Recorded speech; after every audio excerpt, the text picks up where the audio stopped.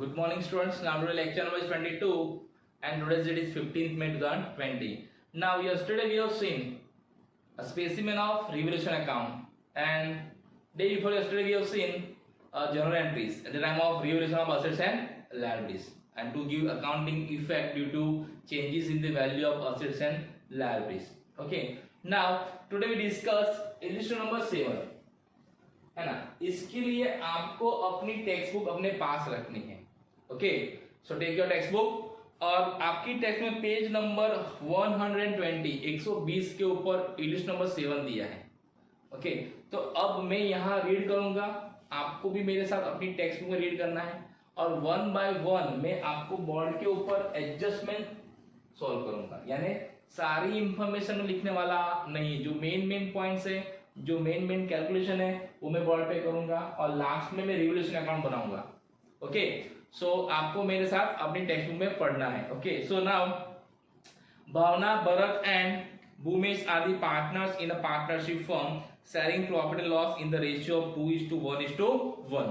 So here there are 3 partners and they share their profit and loss in which ratio? 2:1:1.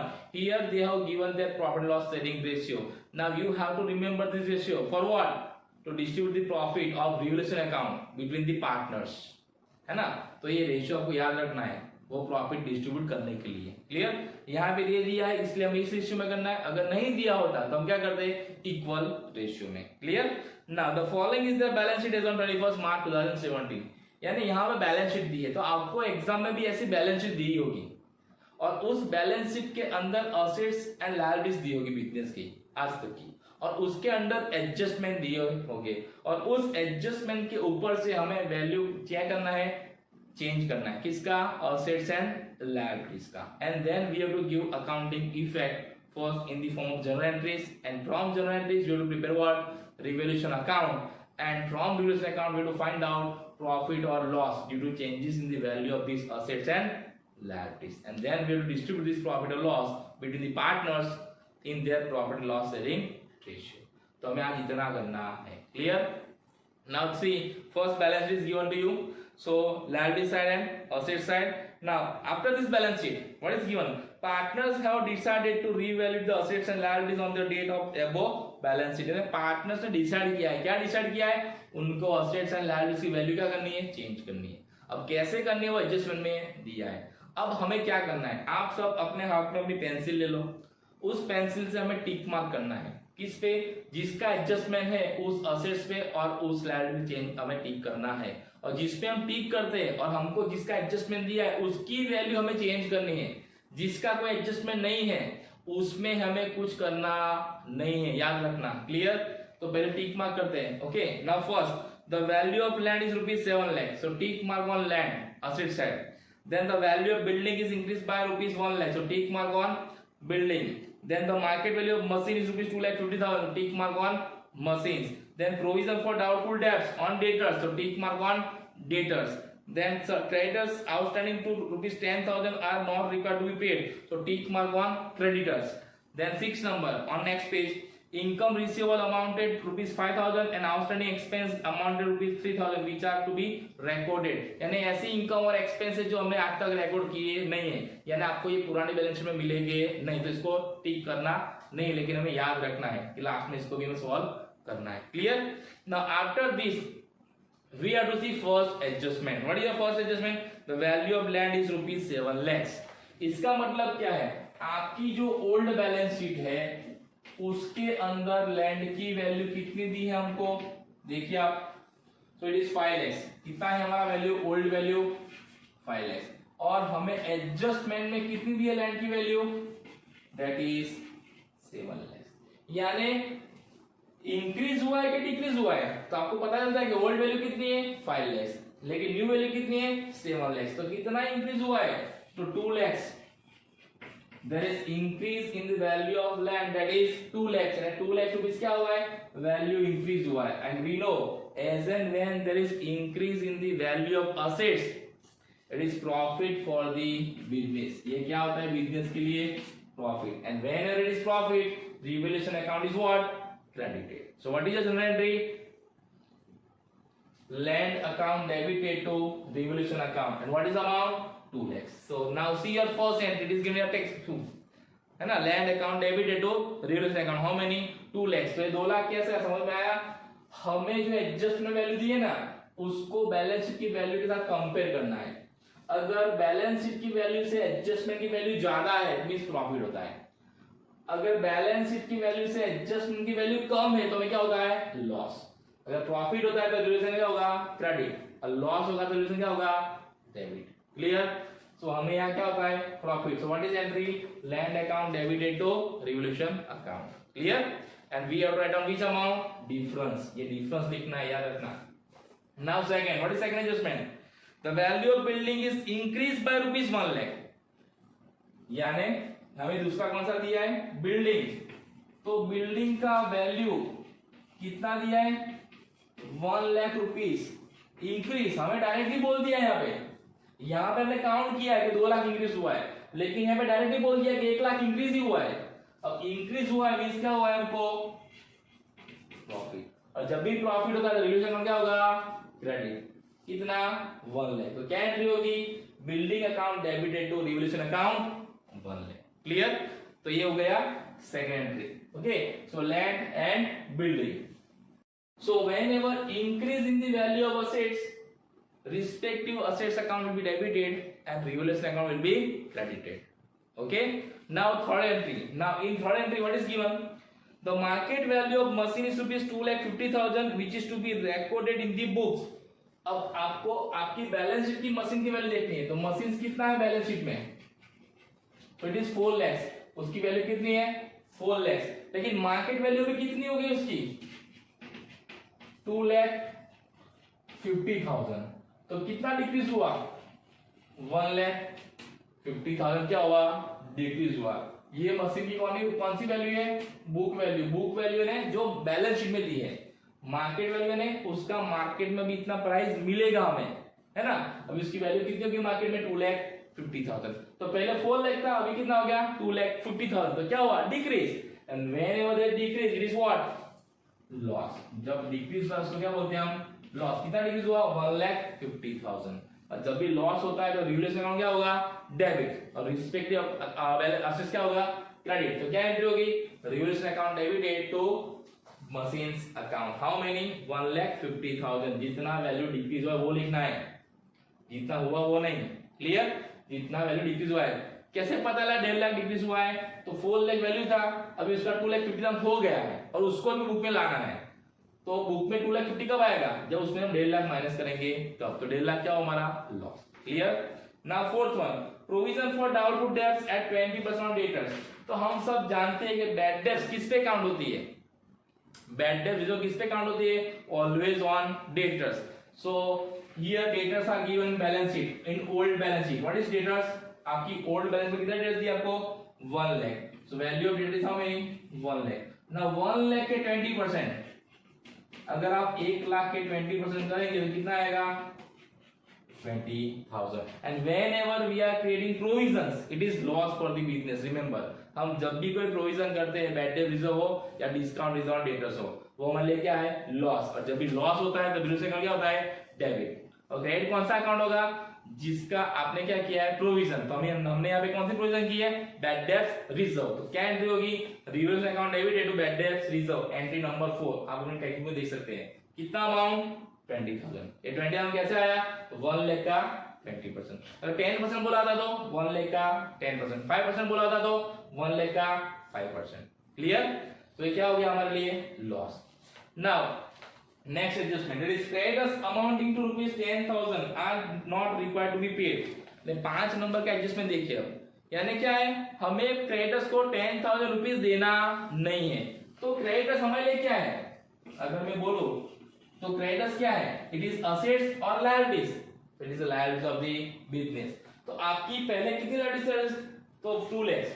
आपके creditors old balance में 2 लाख दिए हैं, अभी कितना पे नहीं करना है, 10,000। तो कितनों को पे करना होगा, 1,90,000। इसका मतलब क्या है, हमारी लायबिलिटीज क्या हुई, डिक्रीज हुई। और जब भी लायबिलिटीज डिक्रीज होती है ना, ये बिजनेस में क्या होता है, प्रॉफिट। और जब भी प्रॉफिट होता है तो रिवैल्यूएशन अकाउंट क्या होता है, क्रेडिट।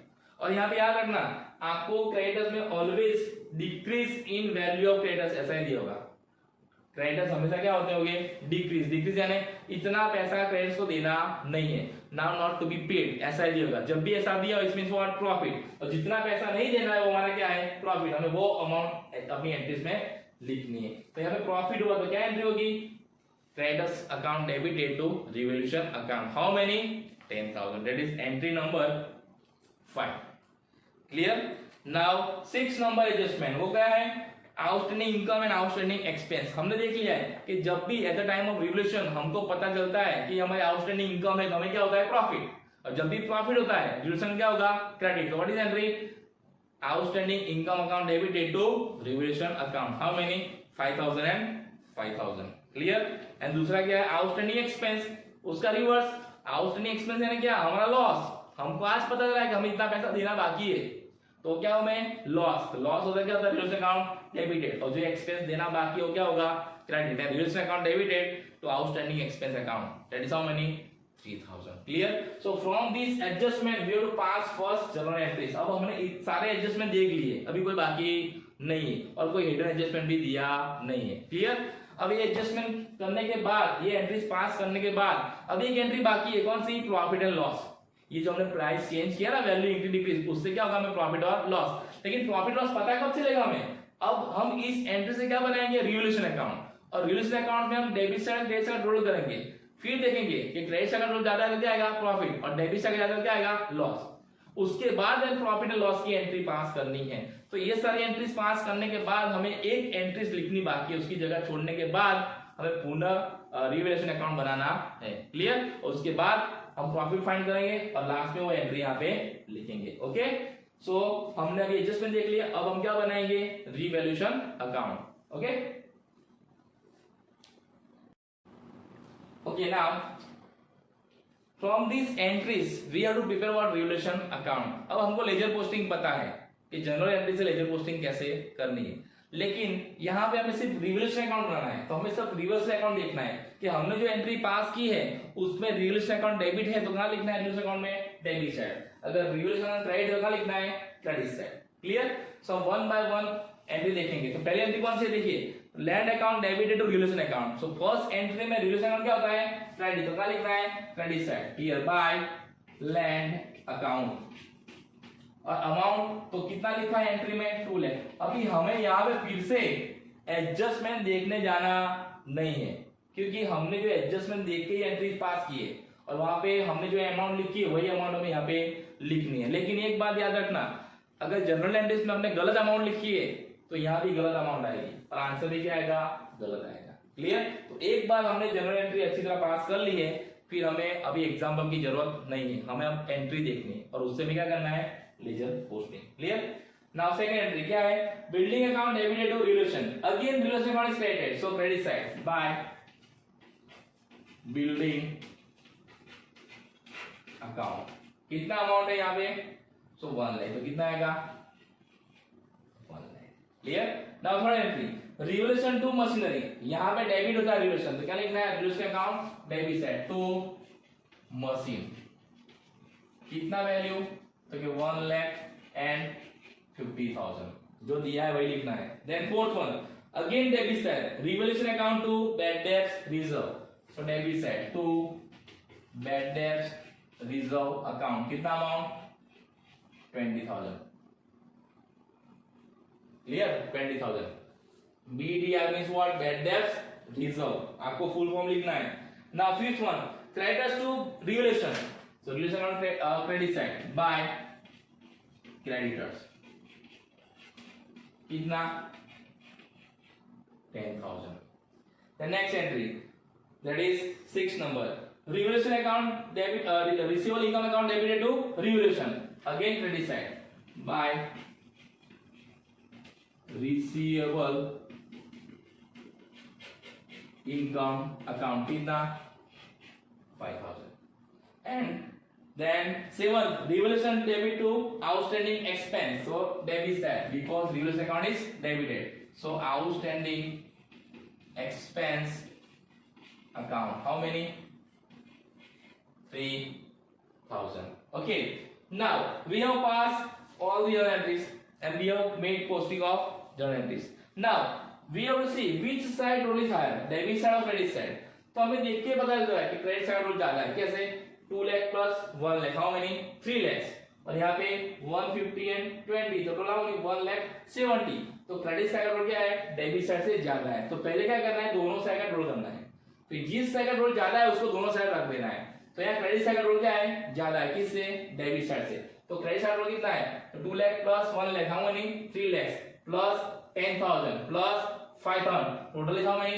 3,15,000। इतना टोटल आएगा। आपको इसी तरह टोटल करना है। अगर नहीं आता है तो आप कैलसी यूज कर सकते हो। Okay, then write down both side, है ना? जिस साइड का रोल ज्यादा होगा उसको दोनों साइड लिखते हैं, हम जानते हैं। फिर क्या करना है? उसमें से भी डेबिट साइड का रोल करना है, यानी इस तीन का, और उसको इसमें से माइनस करो। तो 1,50,000 प्लस 20,000 प्लस 3,000 कितना हुआ? 1,73,000। सो 3,15,000 माइनस 1,73,000 कितना आएगा? So it will be 1,42,000। कितना आ है? 1,42,000। अब डिफरेंस अगर डेबिट साइड आता है, तो हमने कल देखा था, अगर डिफरेंस किस साइड आता है? Debit side, means what? Profit. अगर डिफरेंस क्रेडिट साइड है तो क्या होगा? लॉस। क्लियर? और दूसरा, जब क्रेडिट साइड का रोल ज्यादा होता है तो क्या आएगा? प्रॉफिट। और जब डेबिट साइड का रोल ज्यादा आएगा क्या आएगा? लॉस। अब इस प्रॉफिट को क्या करना है? तो हमें डिस्ट्रीब्यूट करना है। किसके बीच में डिस्ट्रीब्यूट करना है? तो पार्टनर्स के अंदर। पार्टनर्स के कौन से रेशियो में? तो पार्टनर्स, तो प्रॉफिट लॉस रेशियो। तो यहां पे लिखना है हमें पार्टनर्स कैपिटल अकाउंट। कौन से रेशियो में? तो 2:1:1। हमको ऑलरेडी दे दिया है रेशियो। कौन सा रेशियो दिया है? 2:1:1। अभी पार्टनर्स के नाम लिखना है आपको यहाँ पे। तो कौन कौन है? तो पहले भावना, फिर कौन है? भरत और भूमेश, ऐसे तीन नाम लिख देने हैं। क्लियर? अभी इन तीनों के बीच में ये प्रॉफिट इस रेशियो में डिस्ट्रीब्यूट करना है, यानी 1,42,000 को 2:1:1 में डिस्ट्रीब्यूट करना है। इसलिए हमने एग्जांपल चैप्टर नंबर 1 में देखा था कि जो प्रॉफिट होता है, टोटल प्रॉफिट, वो पार्टनर्स के अंदर कैसे डिस्ट्रीब्यूट करना है, वो हमने वहां पे सीख लिया है। ये आपको यहाँ काम में आएगा कि 1,42,000 इंटू 2/4, 1,42,000 इंटू 1/4 और 1,42,000 इंटू 1/4। अगर 1,42,000 इंटू 2 डिवाइड बाय 4 करते हैं तो कितना आंसर आएगा आपका? तो इट विल बी 71,000। तो भावना को कितना मिलेगा? 71,000। फिर 1,42,000 इंटू 1/4, तो भरत को कितना मिलेगा? 35,500। 35,500।